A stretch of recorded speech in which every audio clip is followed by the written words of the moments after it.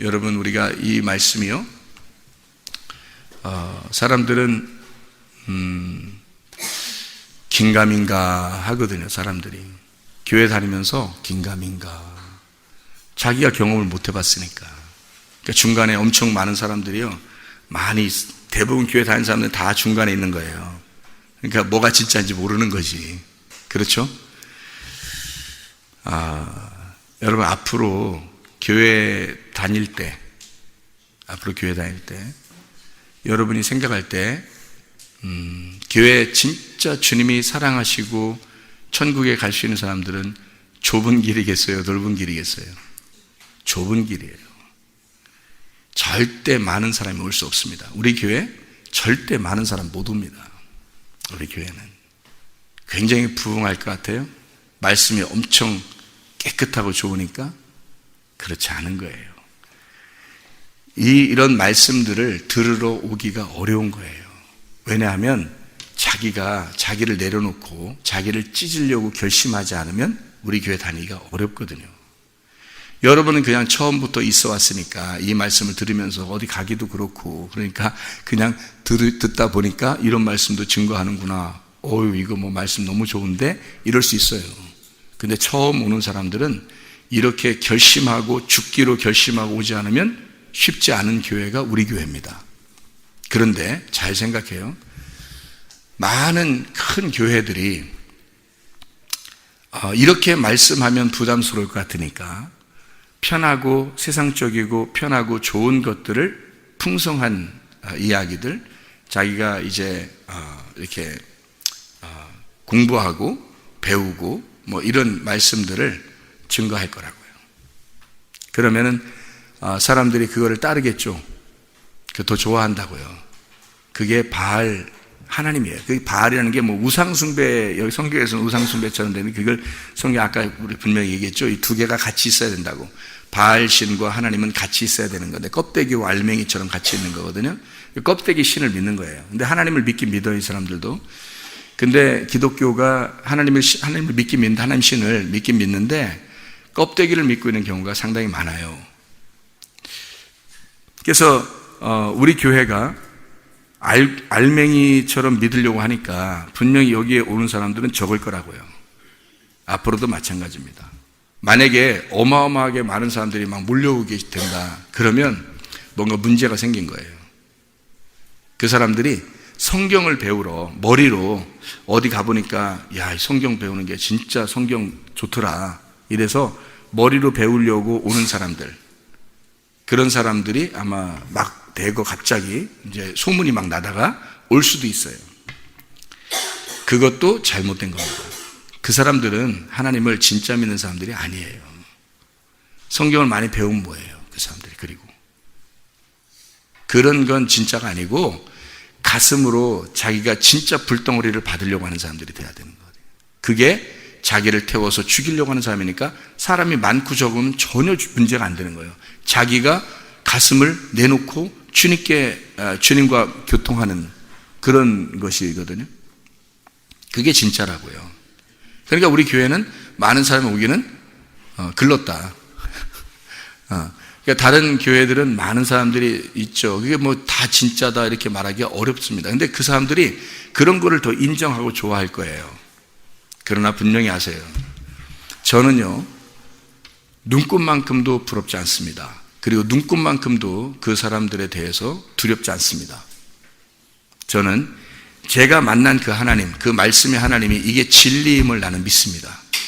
나는 이게 진짜임을 믿고, 내가 왜 진짜임을 믿느냐면, 제가 겉으로 머리로 이걸 공부해 보려고, 성경을 진짜 알아보려고 저는 정말 많이 노력했어요. 제가 성경을 이제 어제도 오늘도 이렇게 성경 계속 보거든요.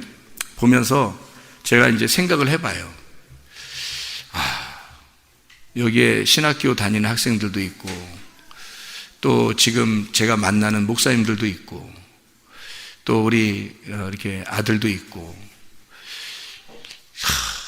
이들이 정말 내가 지금 만난 그 하나님, 그 말씀을 이렇게 만났으면 좋겠다, 이렇게 그 하나님을 경험했으면 내 마음을 이해할 텐데, 그러니까 하나님 마음을 이해할 텐데, 내 마음도 물론 알겠고, 그렇게 할 텐데라고 이렇게 생각을 하면서 읽어요. 성경을 이렇게 읽으면서 연구를 하거든요.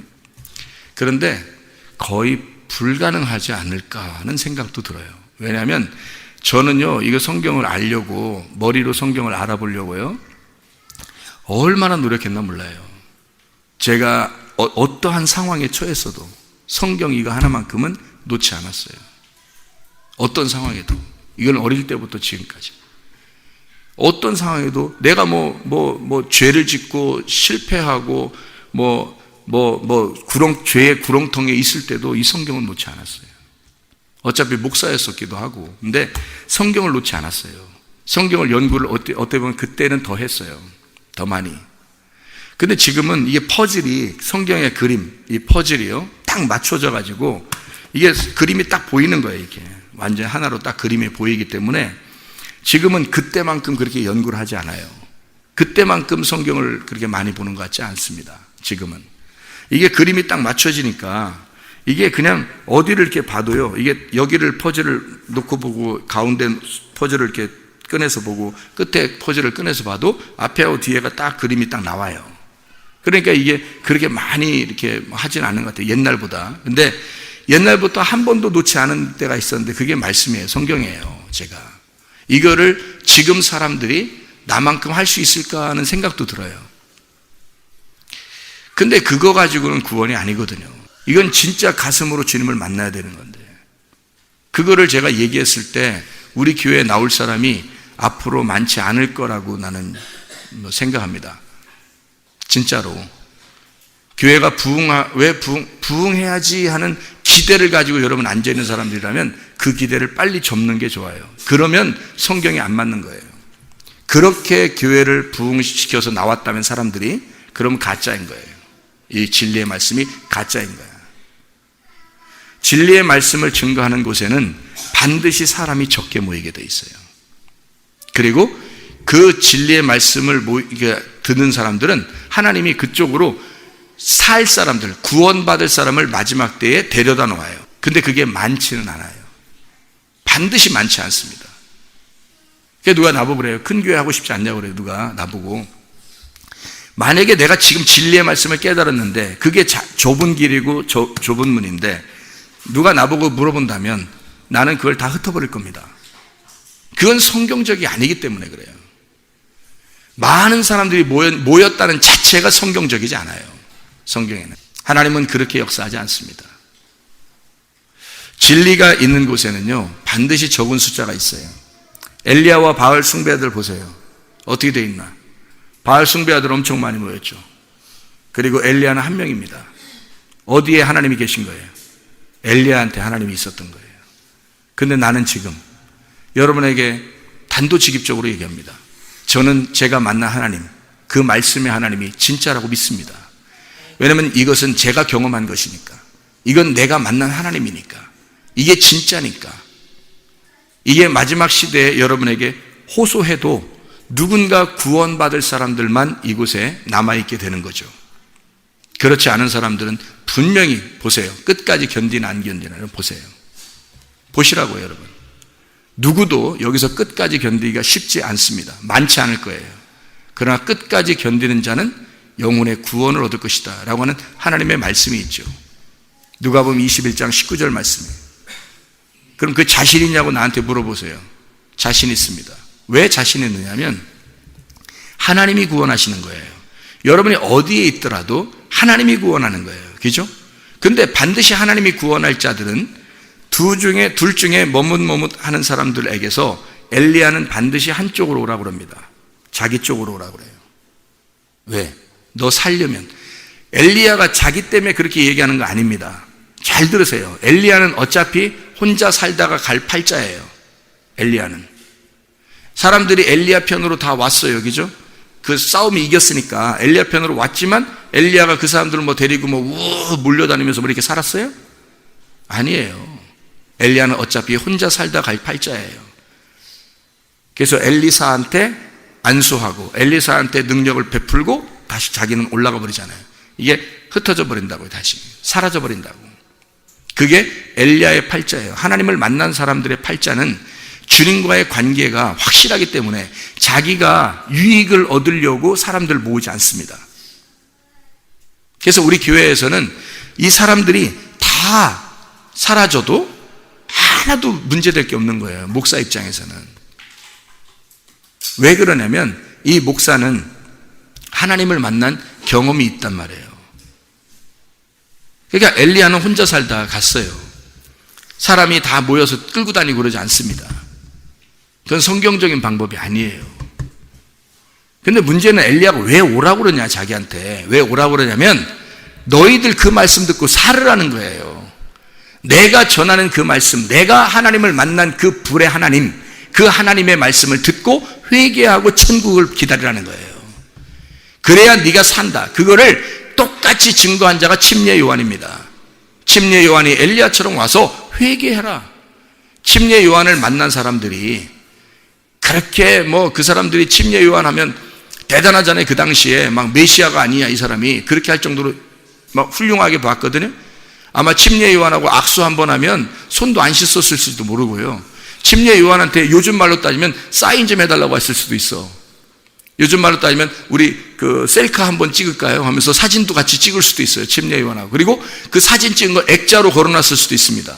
그리고 사인 받아놓으면 사인을 갖다 액자로 걸어놨을 수도 있어요. 그죠? 근데 침례 요한을 만나는 사람들은 다 어떻게 됐어요? 침례 요한만 만나면 가슴을 찢어놓습니다. 회개하라고. 아무도 그 사람들에게 침례 요한을 소개하지 않아요. 이해가 됩니까? 침례 요한도 엘리야처럼 혼자 살다가 갈 팔자란 말이에요. 그러나 침례 요한이 자기한테 오라고 하는 것은 예수가 오기 전에 이 침례 요한을 먼저 만나줘야 하기 때문에 그렇습니다. 그래야 그 사람의 가슴을 찢고 그 속에 가슴에 불을 당겨버리죠. 그래야 예수가 들어갑니다. 그래서 오라고 하는 거지. 여러분, 교회가 부흥하려고 저는 눈꽃만큼도 그게 없어요. 여러분, 그게요. 착각하지 마시고요. 우리 교회는 크게 될 교회가 아니에요. 이 땅에서 천하보다도 귀한 한 사람을 구원하기 위해서 하나님이 마지막 때에 이렇게 세우시는 거예요. 그리고 이런 교회를 세우는 겁니다. 그냥 나도 이 교회가 그렇게 될 줄은 몰랐어요.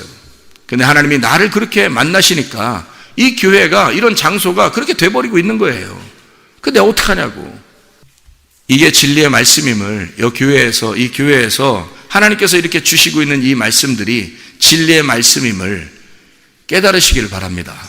이게 진짜. 그래서 여러분이 그 말씀을 만나시라고요. 그 침례 요한 앞에서 예수 그리스도를 만나시라고. 엘리야 앞에서 하나님을 진짜 만나시라고요.